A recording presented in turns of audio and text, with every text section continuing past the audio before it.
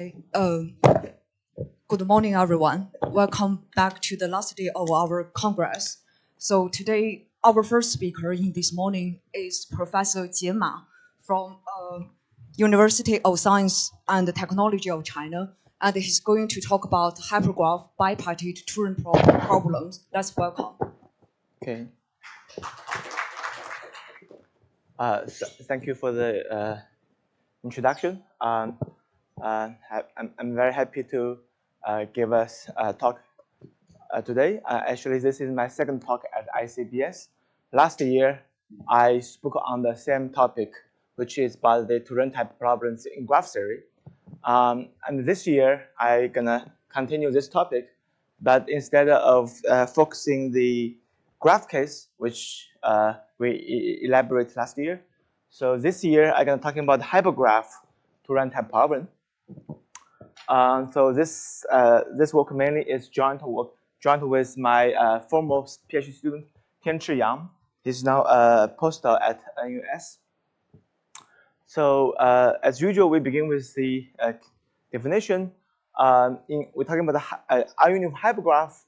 So a graph we know is a pair where it consists of a vertex set and an edge set, where every edge has two endpoints. And in hypergraph, we're talking about the unit for hypergraph, where every edge now has R vertices, right? Similarly, for a graph, we can say it's a simple free, for example, and we can generalize this in the hypergraph setting. Given a hypergraph H, a host graph, a larger graph, we say it's H-free, meaning that it does not contain a copy of H as his subgraph.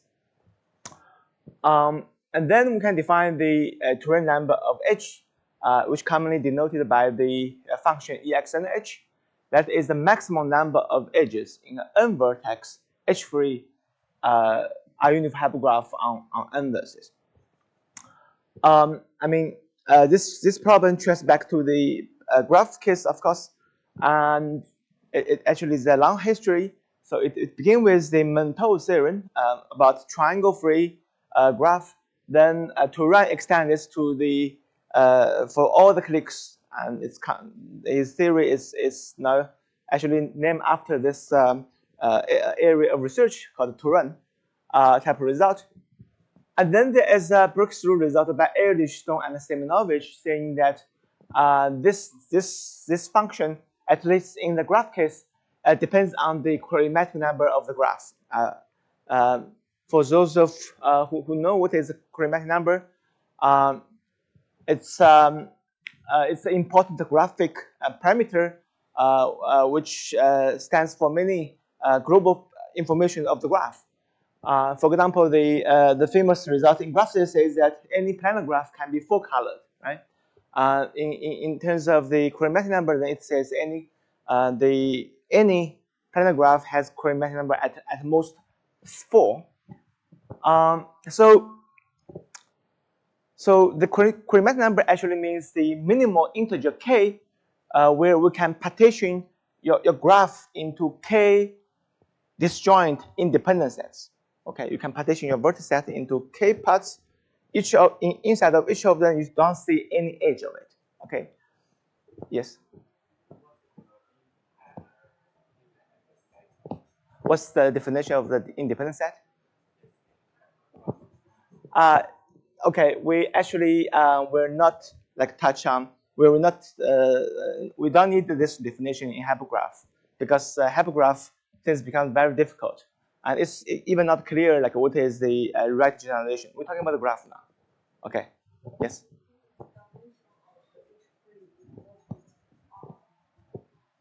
What is R?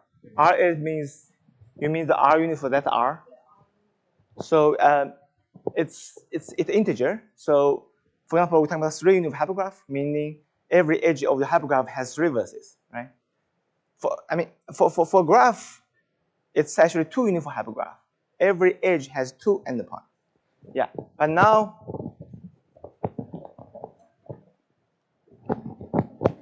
I just give you an example. This is C4. as a graph. Okay, now we're gonna view 3 versus, for example, this as an edge. This is hyper edge, and then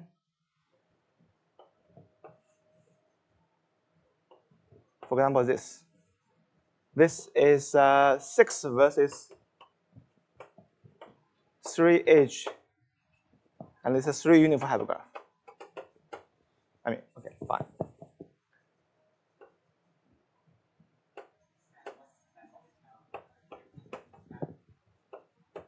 I mean, there are at least 2 definitions. One definition is you partition your vertex set of the hypergraph into disjoint subsets, where in each of the subsets you don't see any edge. You don't see any edge. I mean, any edge contained by the subset. Yeah, that's the strong definition of the Korean number. But again, we don't need this yet. Okay, if I need, I will slowly, lay out the definition. So far, we don't need this. Okay, again, we're talking about the Ehrlich-Stone-Semionovich. So it says the Turan number of graph depending on the Korean number of the graph.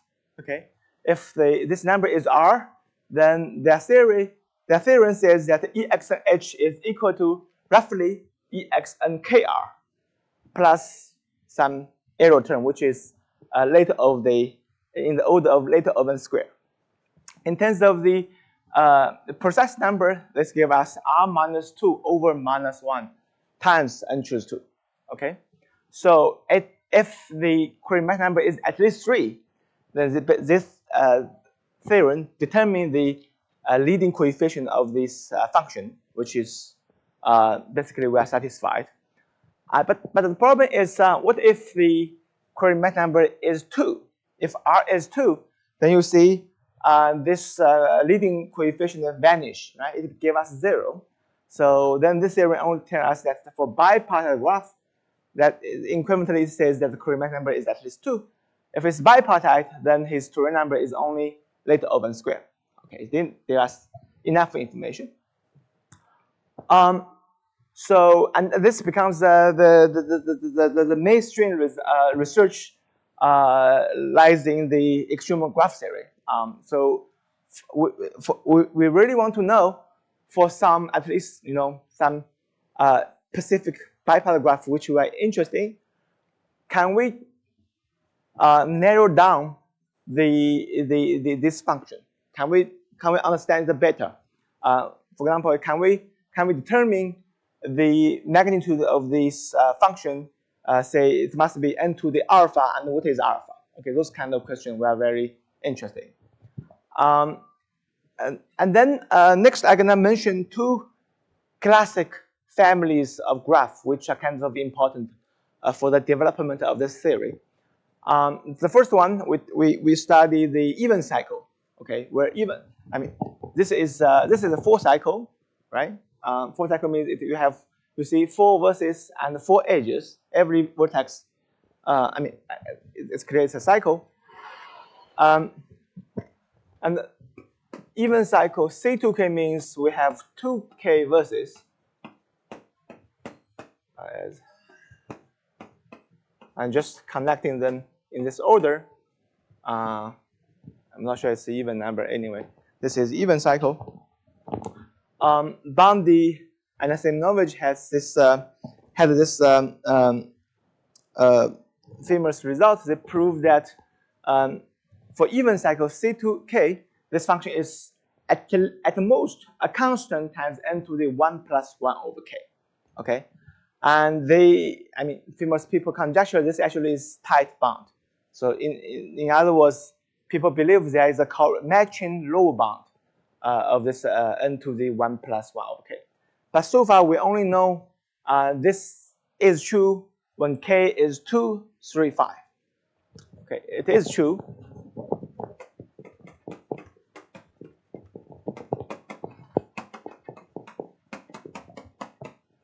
This holds only when k is 2, 3, 5.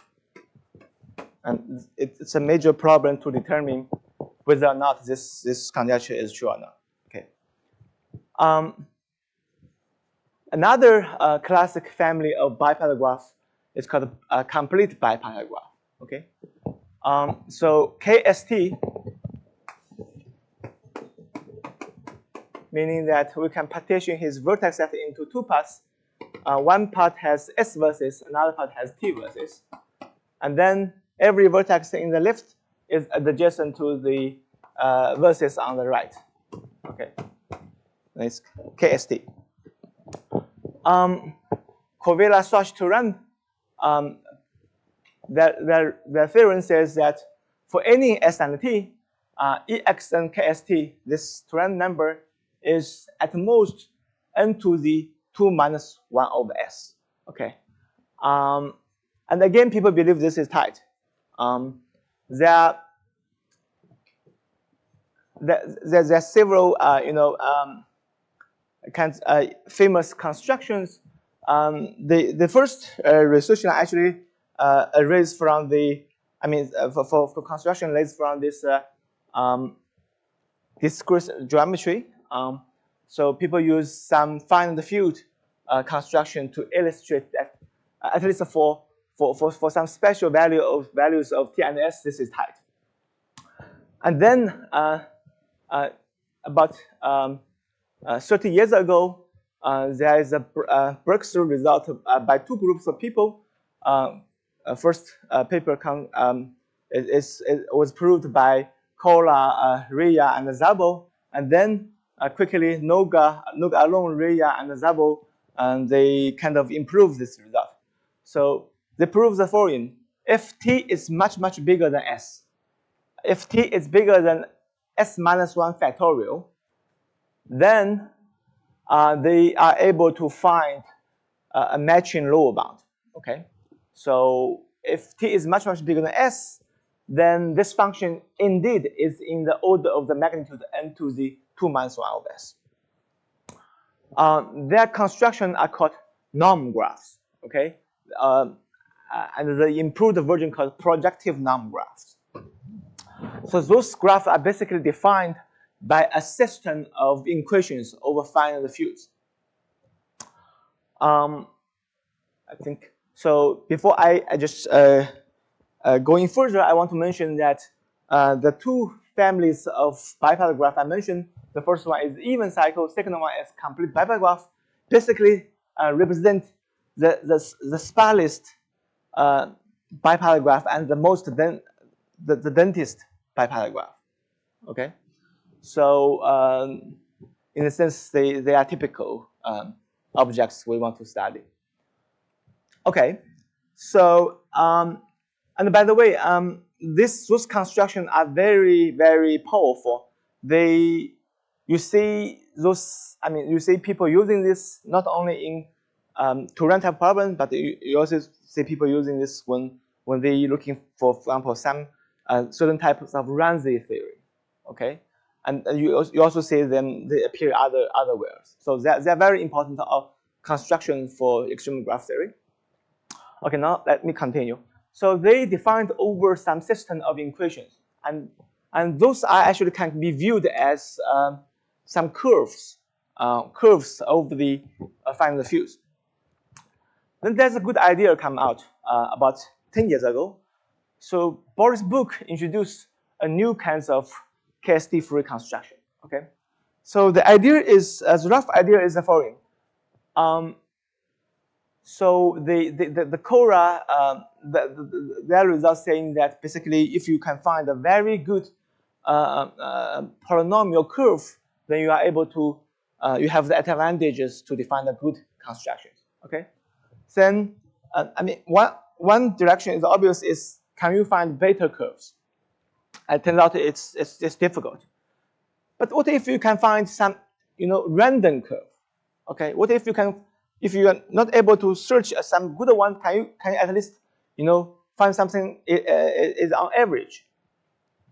That's the main idea. So Boris Book basically he found a way to define a large set of polynomials, and each polynomial represents a curve.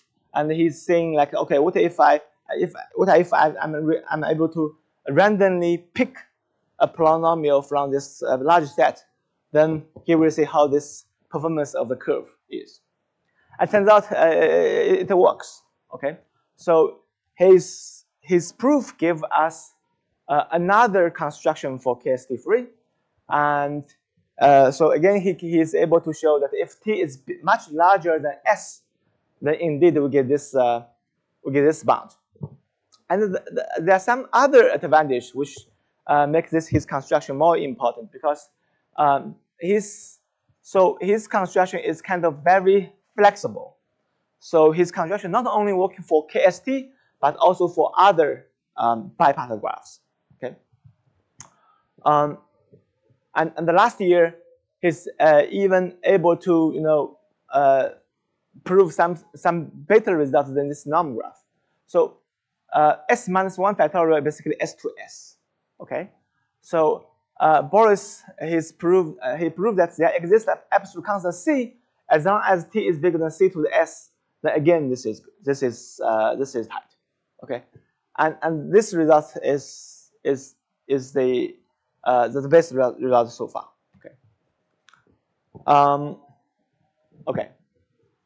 I think I say pretty much. Then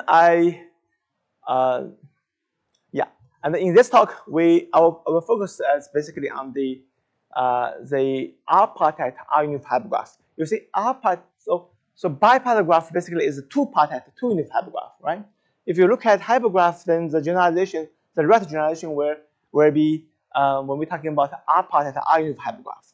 And this case is called the degenerate Turan problems in hypergraph. A fundamental result by Erdős is saying that for any such of R-partite R-unit hypergraph, EXH is always no more than n to the r minus a positive constant epsilon. This epsilon, importantly, is bigger than 0. So, I mean, the main test for us is to determine this optimal epsilon, but it is very difficult. I mean, to date, there are only handful bipartite graph for which we know what is the optimal epsilon is. Then we can change our goal a little bit. Our goal will be to find a good estimate on this epsilon. Okay, and then in this talk I'm gonna show you one example where certain generalization of this KST we are able to answer this question, and then it also reveal other unusual phenomena in the Turan hypergraph theory. Okay, now let me begin with Erdős problem. So I mentioned this is C4 in graph, right? But you also can draw your C4 like this. That's the same. 4 versus 4 edges. Erdős studied this hypergraph generalization. So let me first define what is hypergraph C4. What is the generalized C4? We have 4 edges called A, B, C, D. And 4 edges will give us, you see this picture here. You see 4 subsets, x1, y1, x2, y2. X1 union y1 give us hyperedge A, x1 union y2 give us hyperedge C, and this line give us hypergraph D, and the x2, y2 give us the hyperedge B. So in other words, we have 4 edges, A, B, C, D, so that A union B is equal to C union D, and the intersecting of AB and the intersection of CD is empty set. Okay, and this you see, this is a generalized C4, right? Because in the graph case, x1, y1, x2, y2 are just the singleton vertex, right? But here okay. Maybe I should draw another example here.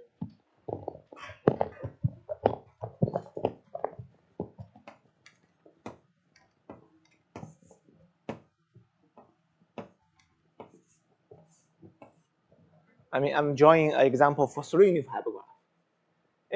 Every edge has 3 vertices, right?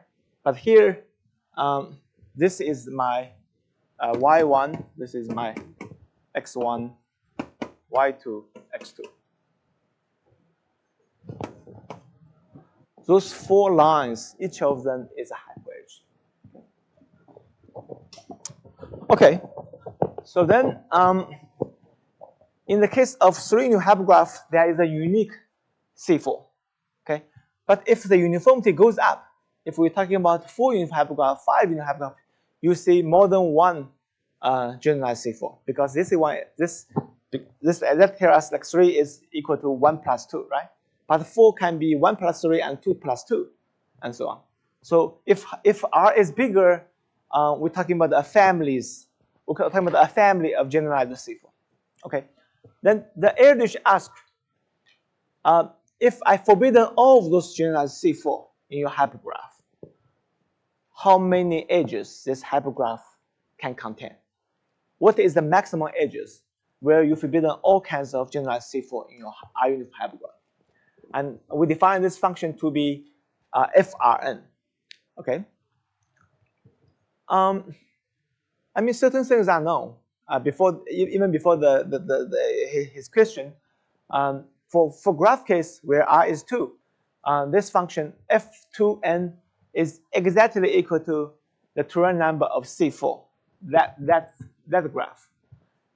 And it's asymptotically equal to half times n to the 3 halves. Okay.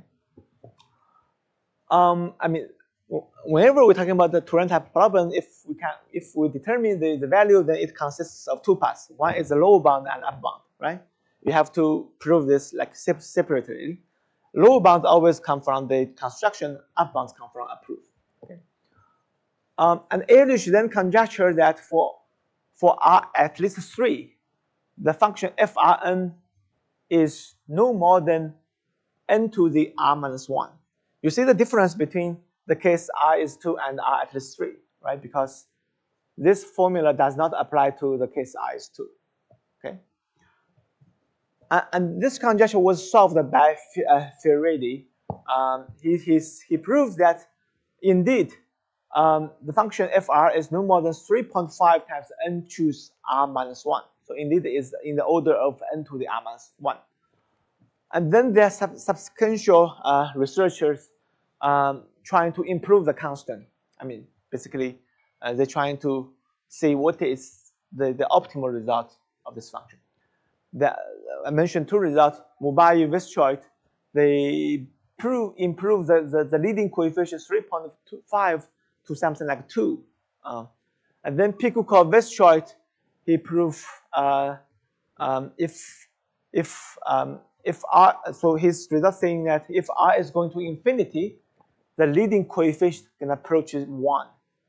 Okay, but the actual conjecture, the precise conjecture says that for every R at least 3, the leading coefficient should be 1.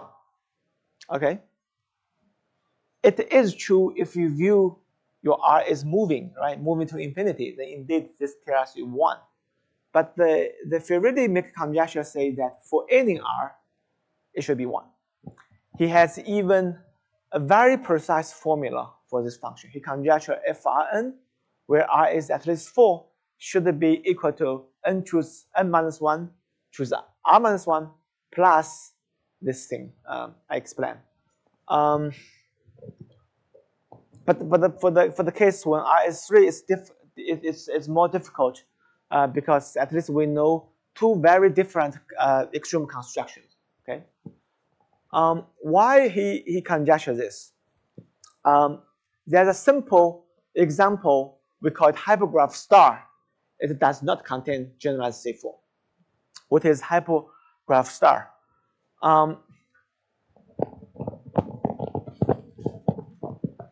In graph we know this is called star, right? In graph case, a star is a bunch of sets where they share a vertex, a common vertex as one of his endpoints. It generalizes in hypergraph. in hypergraph, again, you fix your vertex, right? And let's say we're talking about 3-unit hypergraph. Then you take all possible edges containing this fixed vertex, okay? And this graph is called hypergraph star. In hypergraph star, you don't see generalized C4 because simple reasoning. But if you already notice that you can add this many edges, and basically this many, this is matching, you can add those things here. You can add a matching here, and still you don't see any generalized C4. Okay. So this is still open. We don't know for any value of R if this is true or not. I think it's a very challenging problem. Okay. Now I think I already motivate. I mean, at least the baby case. And here we're talking about the generalization of KST in hypergraph. So I need to define this generalization of KST. That's the definition given by Mubai and Westroyd. So I say KSTR. I mean, R means the uniformity. Look at this one. So we have S versus. You put it in your left-hand side, and then you have T subsets, X1 to XT. Each of those XI is a set of size R minus 1. Okay, and that disjoint. Okay, then you just choose arbitrary vertex in the left-hand side and choose any subset on the right-hand side. And then you say this is like 1 and R plus R minus 1. And you view this R plus R minus 1 as R edge. Okay, is this clear? You have S versus, you have T subsets, but each of them has size R minus 1. And then any vertex here, I say, is adjacent to those XR. What I draw is an example when R is 4, right? You have S versus, and here you have, 3 subsets. Okay, why we want to, look at this? Some simple reasoning. First, you see, if I consider K22R, then for K22R is a special generalized C4. Okay. Well, here you have 2 verses, you have 2 sets, and this is K22. This is special generalized C4. And F3, that function is exactly equal to EXN K22, 3. And for larger R, the Erdős function FR is no more than EXN K22R. Okay? Because this actually is a Turan number forbidding a family of generalized C4. But this one only forbidden one particular generalized C4. So from the definition of Turan number, you see this inequality here. That's simple. Okay.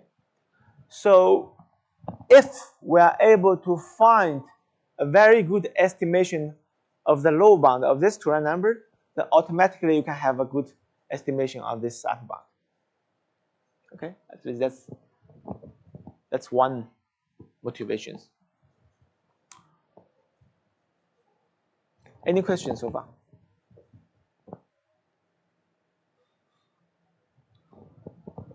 Okay, I think I should speed up a bit.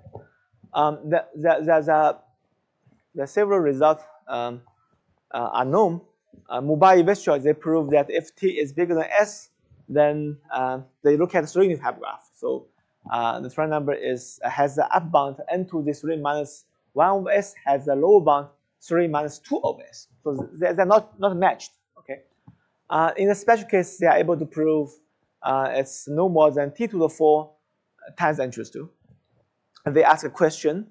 And this question was kind of solved by Jane Linda, Jiang, Matuku. They improved this t to the 4 to t times log t. And then there are some other kinds of direction research by Xu Zhangge. So usually we want to say t is much bigger than s, and we're able to determine this. But they basically do the opposite because I mean in the definition of KSTR, it's not symmetric of the rules of s and t. What they prove is when s is much bigger than t, then they determine the order of the magnitude. And then there's a recent result by Bradac, Gishboliner, Janzer and Sudakov. They prove general upper bound, and they prove other things, and basically those results enhance our understanding of this problem. Okay, I mentioned all of them. So first, they prove upper bound. They show that for general KSTR, you see an upper bound, which I just ignore this leading coefficient. They give us the order of magnitude r minus 1 over s minus 1. Okay, this is the improvement over this Mubai-Westrad result, because what they did is 1 over s, but actually you can get 1 over s minus 1. And this is an important improvement because for many of those parameters, this actually is tight. Their proof uses a variant of dependent random choice, which is a powerful tool in extreme graph theory. And they show that if R is at least 4 and R is an even number, then this is tight, assuming T is much bigger than, if T is much bigger than S, which is common, I mean, in our area. Basically, whenever we want to find some good construction, we expect you can have this condition. Okay.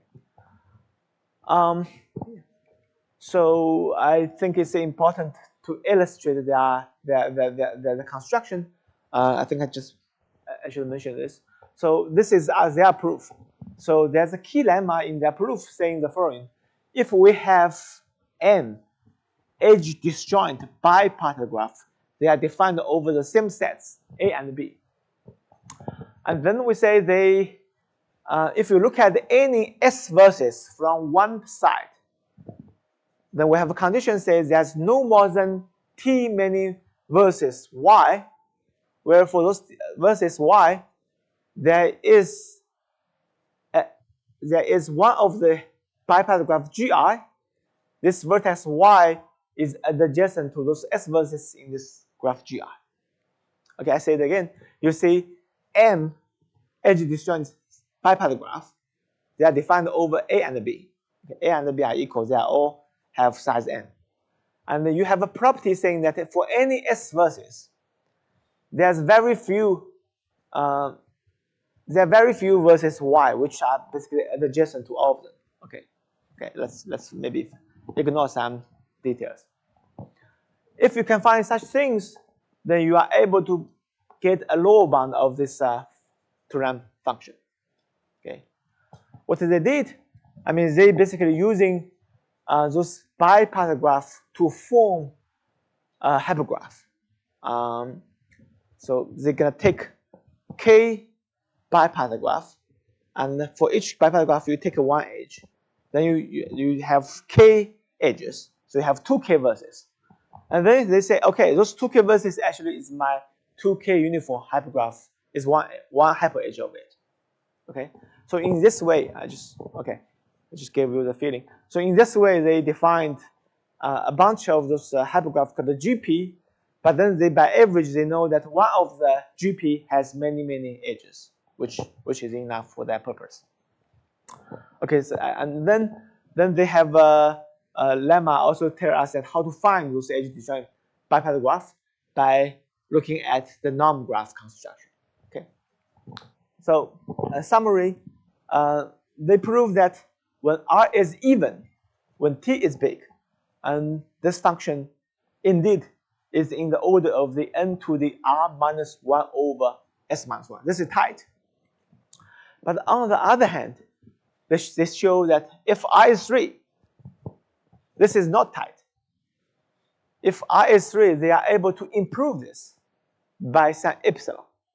Okay, and this is very interesting because now you see a result, a hypergraph result, where the answer actually depends on the parity of your uniformity. You don't see such things before. Okay, and then they posted the nature question: if this phenomena can be generalized to all the uniformities. Okay, they only can prove when R is 3, but they are wondering if this is all true for all the R. And the main result of contribution is indeed this is true. Okay, we are able to prove for all the integer R at least 3, you are able to find the epsilon depending only on S, where the Turan function is no more than n to the R minus 1 over S minus this epsilon. Okay. And the core idea in our proof are to find some regular and dense substructure in our hypergraph. Okay, sort of. I mean, some part of this idea are kind of standard in this business.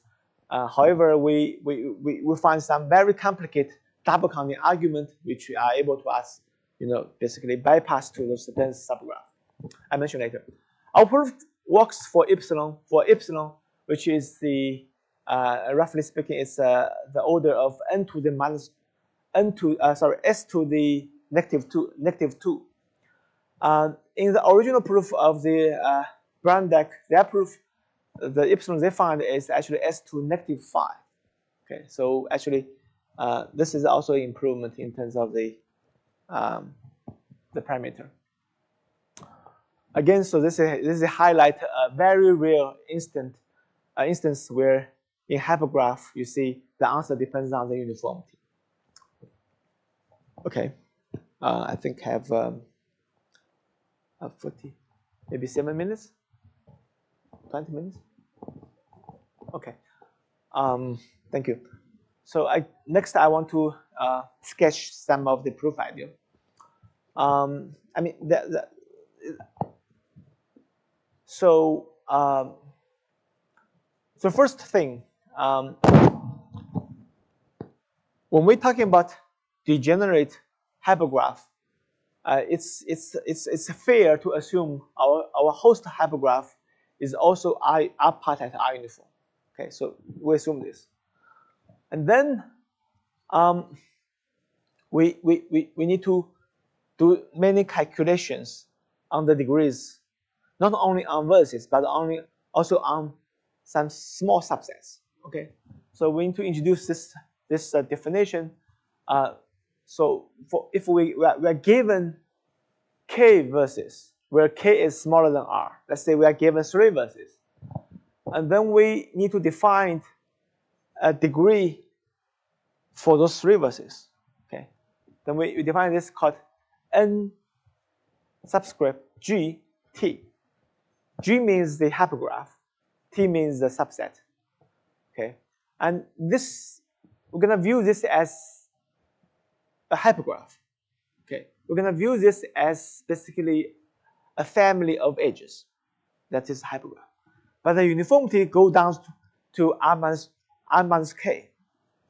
So it means contains all of those R minus k subsets, where together with T, it forms an edge in G. Okay, is this clear? I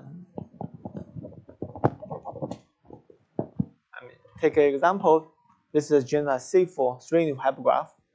I can define what is the degree of those 2 vertices. Right?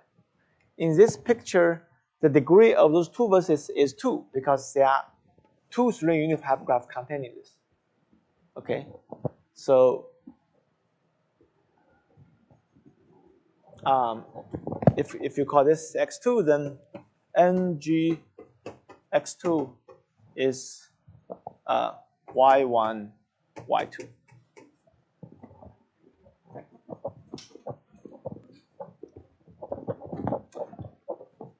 And then we denote this the size to be dgt. If this number is not 0, then we say this k subset T is called a k tuple.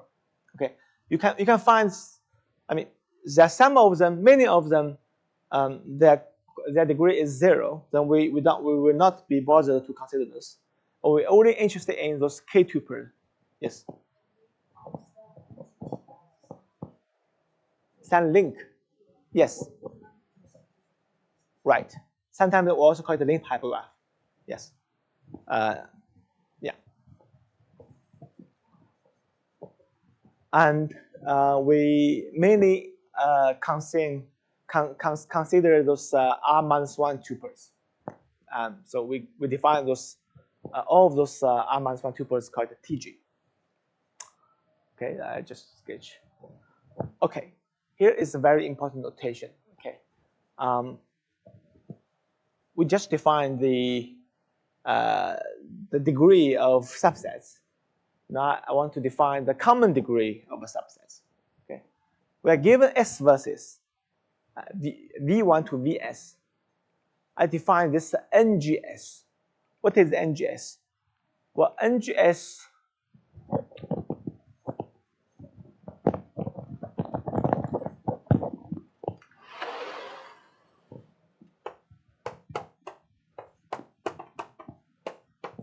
so for any vertex, you can define his link hypergraph as you said. Okay. Now, if G1 has a link hypergraph, and the G2 has his link hypergraph, G3 has link hypergraph, and then the common part of them, I think this is the common part. The common part of them is the CNS. Okay, where it contains, in this case, R-1 tuples. Those R-1 subsets are all adjacent to those S verses. Okay. A vertex, however, we see yesterday's talk. A vertex, however, means a vertex cover of an edge set means a set of verses. It intersects every edge. I think I have an example. So what I draw is a 4 uniform hypergraph. Okay, S has 3 verses, and let's pretend inside of this rectangle, this is his common edge, where each common edge has size 3. So this CNS actually is a 3 uniform hypergraph. Okay, every straight line represents this 3 edge. Okay. And then this is the vertex, however, because for every edge in the string hypergraph, it has at least one vertex containing this subset. Okay, so those verses intersect every edge here. So that's the vertex cover.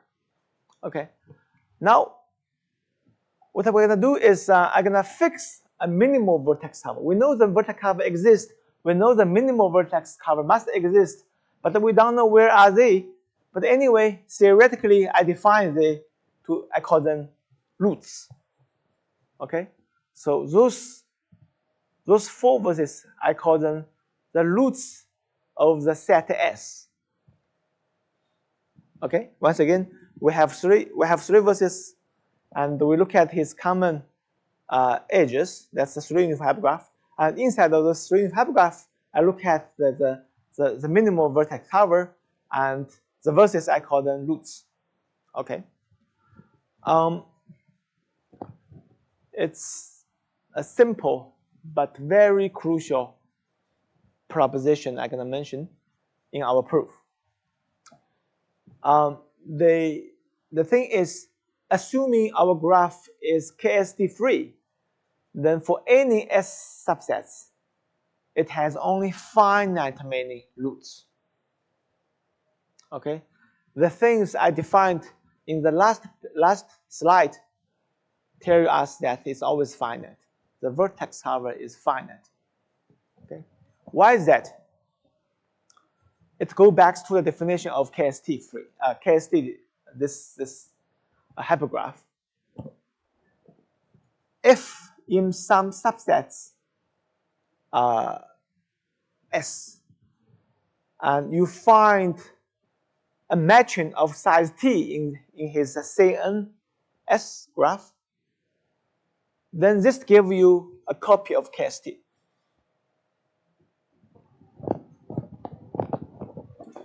If in this shadow you find the T matching, and those T matching together with those S verses is a defined copy of KST. Yes?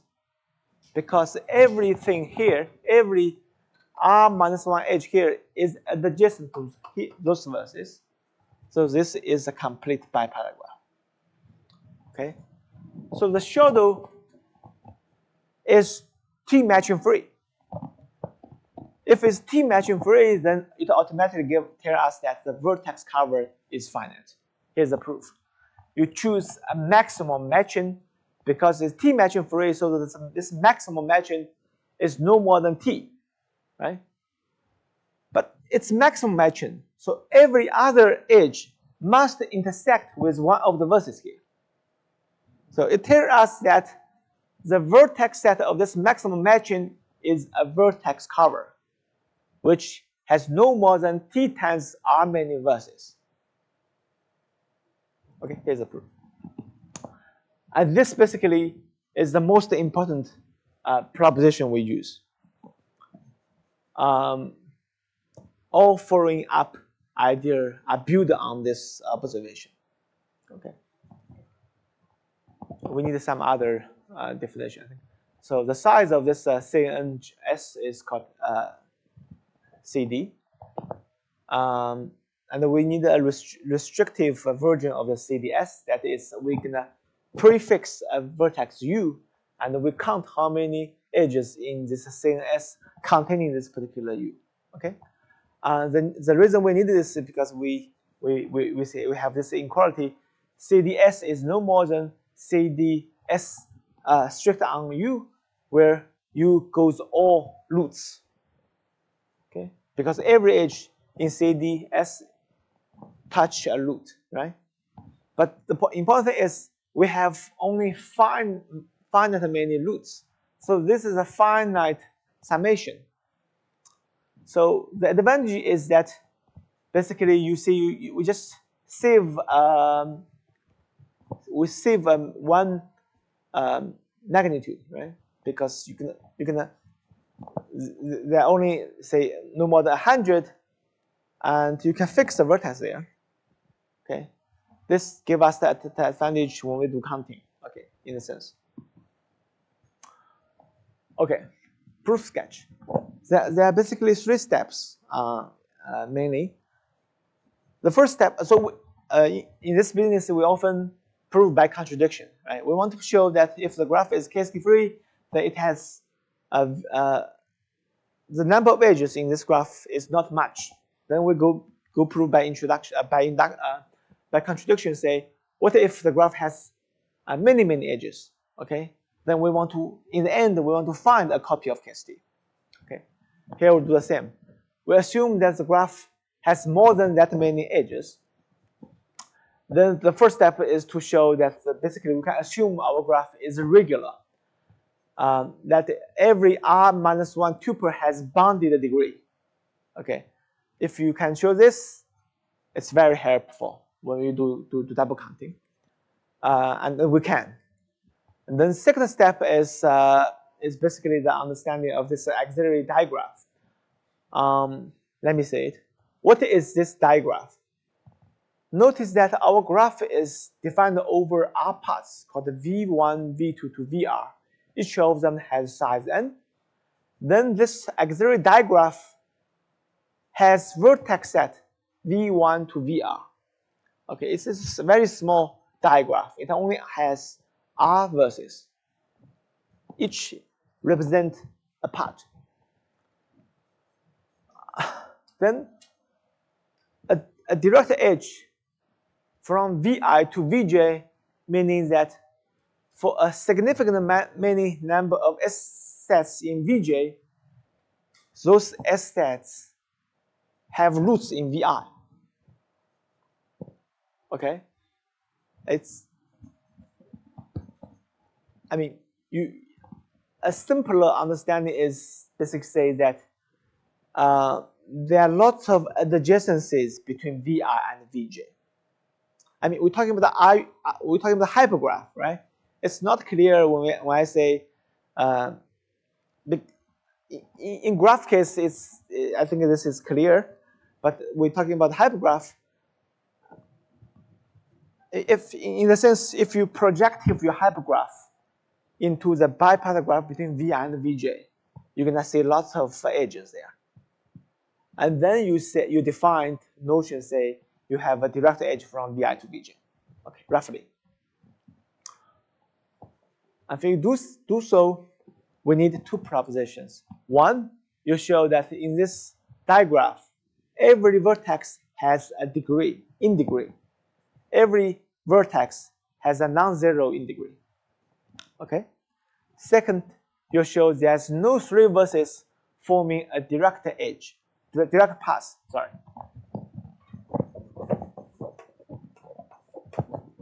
You show there's no such thing. Okay.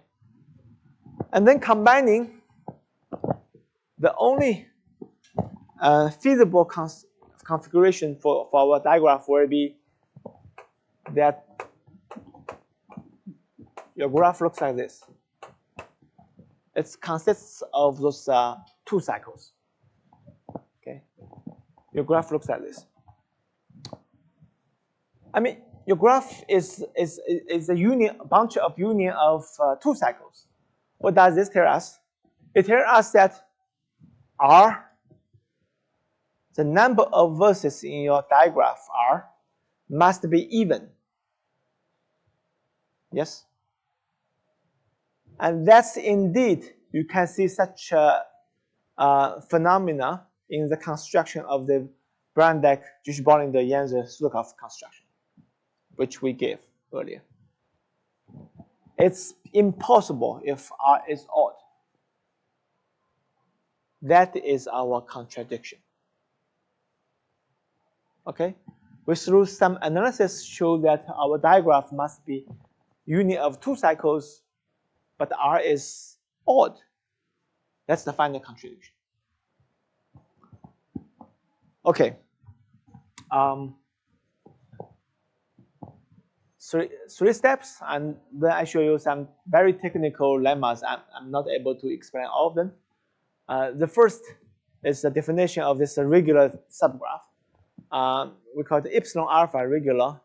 Epsilon basically gives us a lower bound of the edge. Alpha means how regular the graph is. So for every r minus 1 tuple, for any r minus 1 subset, either he has a 0 degree, or his degree is lower bound and up bounded by some delta I. And alpha is constant, you can view. Okay, what is delta I? Delta I is the average. Delta I is something you expect. Okay. The first lemma say that assuming your graph is chaotic free, then we can find a very regular subgraph. You lose some edges, you lose something here, but it does not matter. Okay, because we are shooting for some good estimation. We are not shooting for some exact result. So we are able to bear the loss of this log n here. Okay, so it tells us that we can find almost regular subgraph with nearly the same edge density. The second definition is this precise definition of the direct edge, like from Vi to Vj. I just want to pass it. Yeah, and then we okay. There's some other definitions. Then there are two lemmas. Each lemma, two lemmas stands for those two propositions for the digraphs. Okay. Okay, then yeah. And in the end, you see your graph must be a disjoint union of two cycles. Okay, some remarks.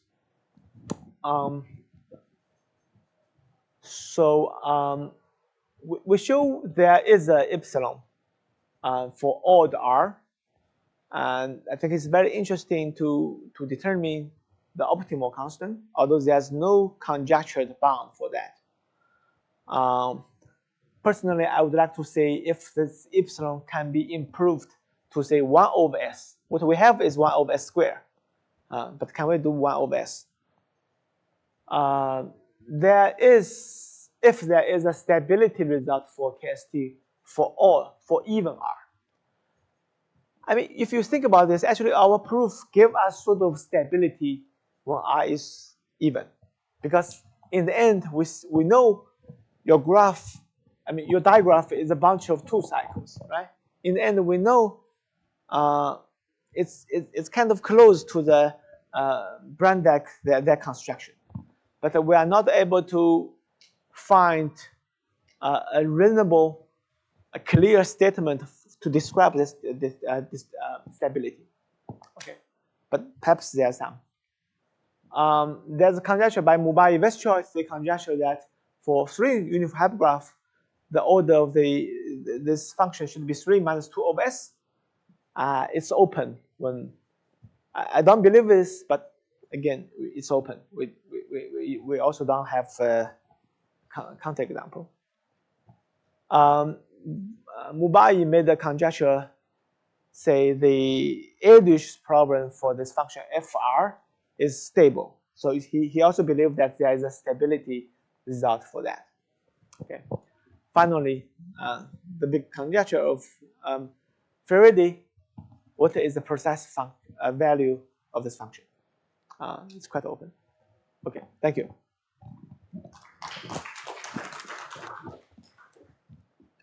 Thanks. Are there any questions to our speaker?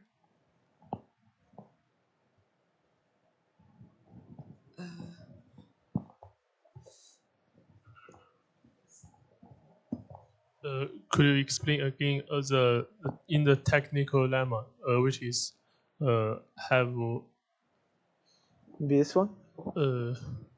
No, just take it back. This one? No. Maybe 是再往前一点是吧？